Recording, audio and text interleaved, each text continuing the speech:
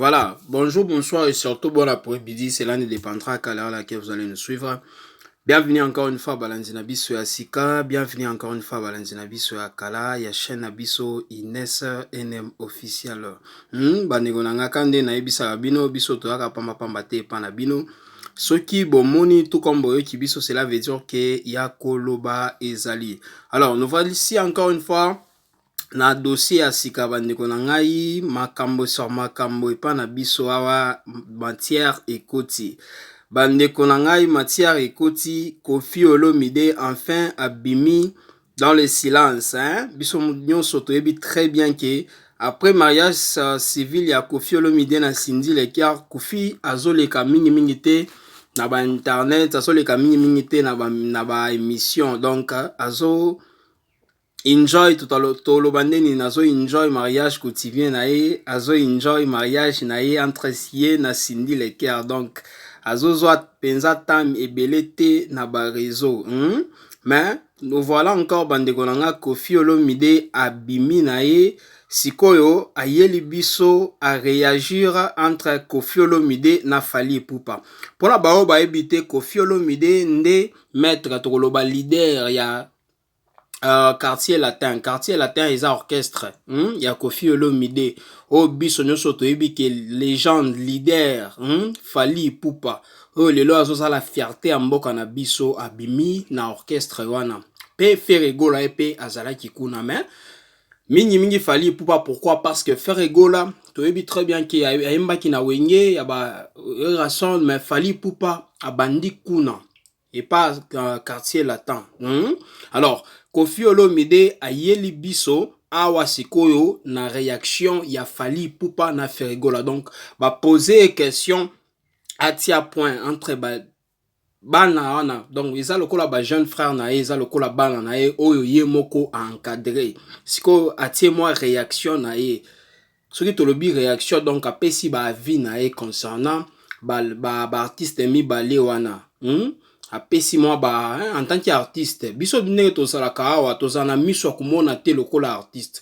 Soki topose mutu lokola Koffi Olomide question amona lokola apesa biso différence entre Fally Ipupa na Ferregola, azana miso ya komona en tant qu'artiste.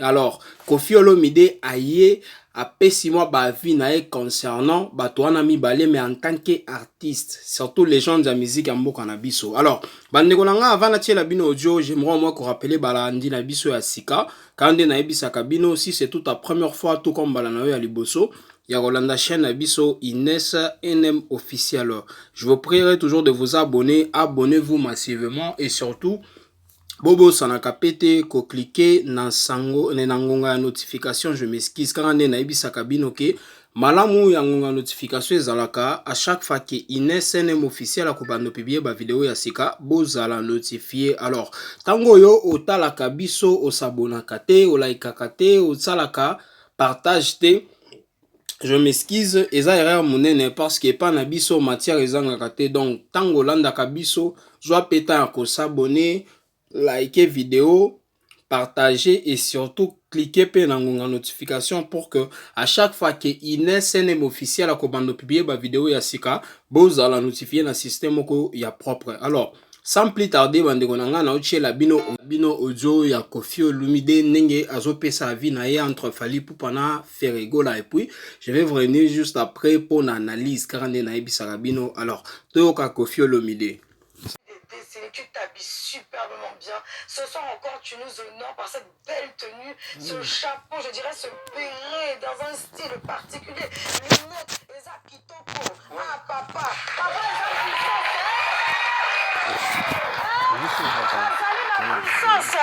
le puissant des puissants, le faiseur des stars. Qui sommes-nous pour refuser un tel invité? Dites-nous un peu. Alors, bienvenue, cher Koffi Olomide, à cette émission. On est très heureux de t'avoir. Et pour commencer cette émission, tout de suite, on va aller dans la première rubrique.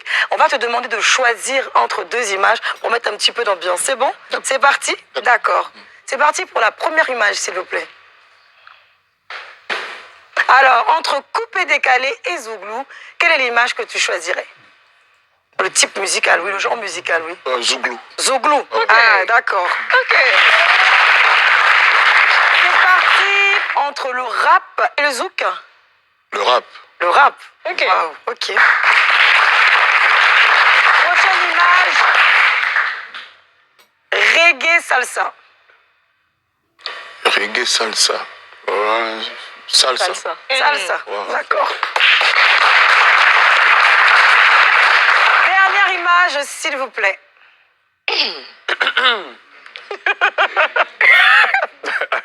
Your choice. Mon prénom, c'est Kofi. Il y a 2 F. Dans les deux. F Wow. et F.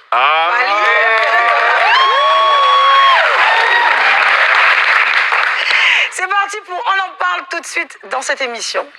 Toutes sortes de questions. Sois libre, hein, réponds comme tu veux. Si tu n'as pas envie de répondre aussi, tu peux dire non, je ne réponds pas. Mais je te connaissant, je sais que tu as beaucoup de choses à nous dire. Alors, Merci c'est d'abord parti Yasmine pour ton accueil. On a été ensemble l'autre fois pour la Saint-Valentin. C'est vrai, dans les femmes d'ici, effectivement. Voilà, mission. Donc en effet. vraiment, j'ai connu des accueils, mais celui-là vraiment me va droit au cœur. D'abord,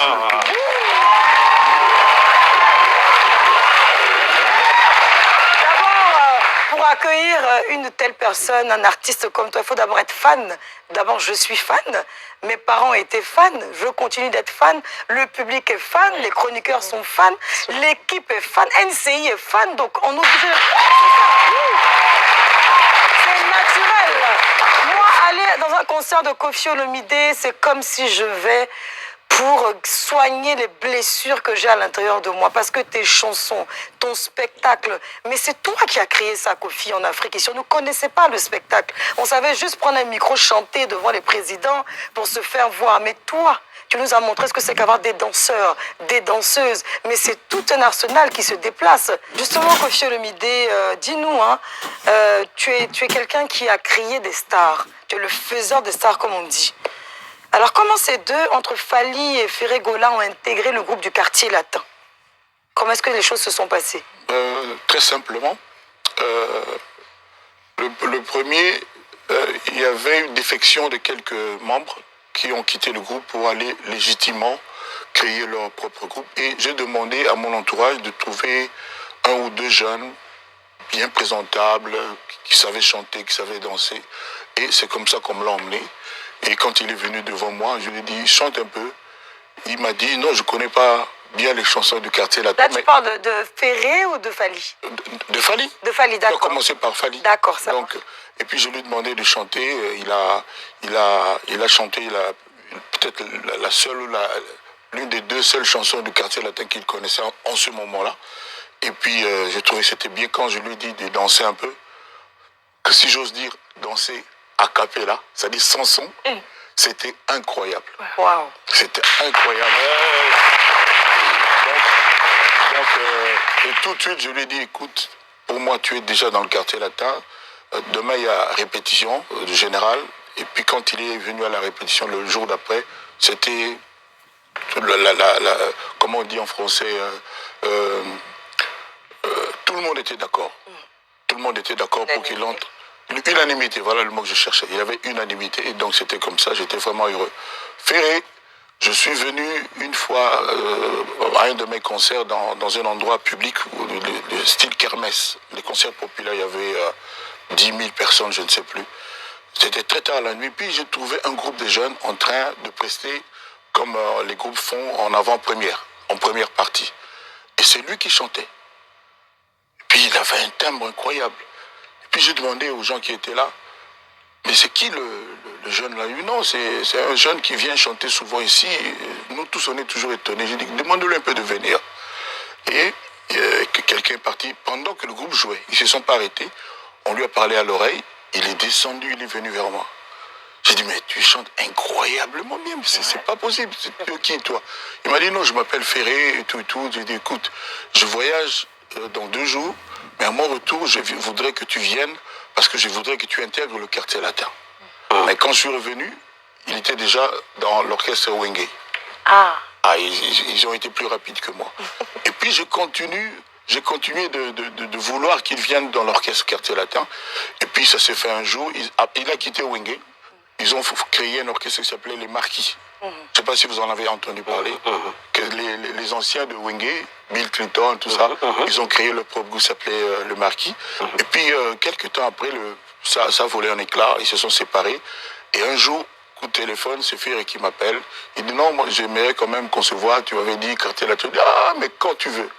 Et puis, il est venu avec 3 ou 4 personnes qui étaient dans son entourage. C'était tout ce qu'il voulait, j'ai dit oui. Et c'est comme ça qu'il est entré dans cette Regardez. Voilà. Mais c'est incroyable. Voilà, bande gonanga, j'espère très bien bisonyo sotoyoki Koffi Olomide.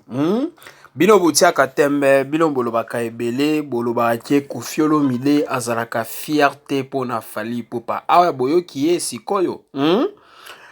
Pona bayo balandi très bien audio ya Koffi Olomide alobi na kombo na ye na prénom ya ye Koffi Olomide ezalaka na 2FF.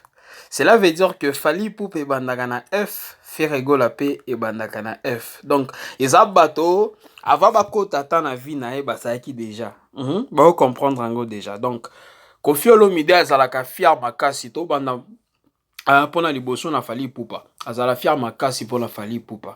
Comme je le disais, lelo bato ebele balobaka ke ezala mwa les ont dit que Ferré et Fally Ipupa na Koffi Olomide basolo la kate ke ezala biloko moko baswani biloko moko boye biso nyonso toyebaka ngo te parce que soki Fally Ipupa leki na émission ba poser question concernant Koffi Olomide apesaka respect makasi wana mutu asali ke ngai na lia je m'excuse McDonald's bala liboso mutu amemi nga poto mbala limoso alobaka eloko wana chaque jour eza Koffi Olomide donc azalaka reconnaissant yango lelo na memeli bino audio oyo Koffi Olomide ndenge azokumisa Fally Ipupa bandeko na ngai alobi correctement ndenge Fally Ipupa akotaki na orchestre ya quartier latin.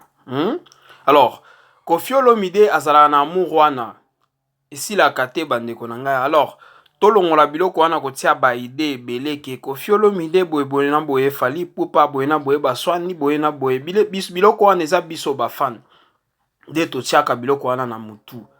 Ce qui est vrai, Koffi Olomide na Fally Ipupa bazala na likambo te basola na bango. Koffi Olomide aza malgré lelo azala lisusu ba bosi ya Fally Ipupa te mais azalaki donc ne mutu asali ke Fally Ipupa sala Fally Ipupa malgré Fally Ipupa azala na tala na ye makasi oyo lelo tozomona ngo mais pour que toyeba ye fallait aller kana pas affilié ya Koffi Olomide. Voilà, Fally Ipupa ye moko alobaka ngo déjà. Alors Koffi Olomide azalaka fier. Moi je l'ai toujours dit que Koffi Olomide aza mutu moko boye faut azala fier pour na Fally Ipupa parce que lelo soki tolingi to compter to longola ba génération oyo ba papa Wemba ba Koffi Olomide Mamadili système eza Fally Ferregola.